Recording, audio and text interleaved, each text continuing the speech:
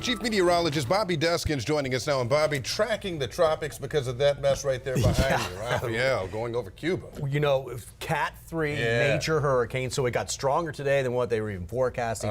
It just made landfall after 4 o'clock this afternoon in western Cuba. There's a change in the track, but it's still okay for us. That's the good news. It's actually going to go further away from us, off towards the west. You can see right now 110-mile-per-hour winds, so that's down to Cat 2.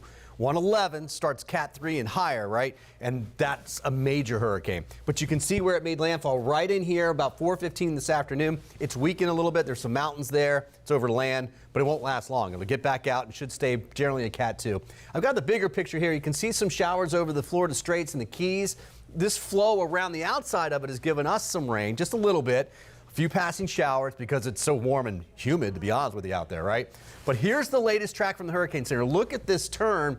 And then, remember yesterday was up towards New Orleans, really weak and falling apart. But by the time we get towards Friday midday, it's well in the southern Gulf of Mexico and moving further off towards the west and gradually weakening. Now, the further north it goes, the more it will weaken. If it stays in the southern Gulf, as this forecast calls for, you see it doesn't weaken as much. Either way, it's moving away from us. This will kick some swell our way.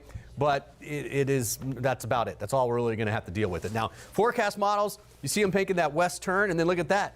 They split. Some still trying to do this, some still coming back over. I think the southern one's probably going to win out as a high-pressure system is coming in to kind of help block it. There are tropical storm force winds probabilities. Hurricane force winds obviously would be right here in the center.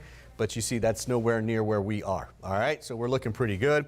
Our forecast model, what we're trying to figure out is how much rain will we get from this. And because it's so far away and it's not even going this way, it's going that way, it's just going to pull it out. In fact, I think it pulls in some slightly drier air and it's going to cut our rain chances back and a little less humidity on the way. I'll talk about that, where this ends up, and that humidity forecast coming up in just a bit.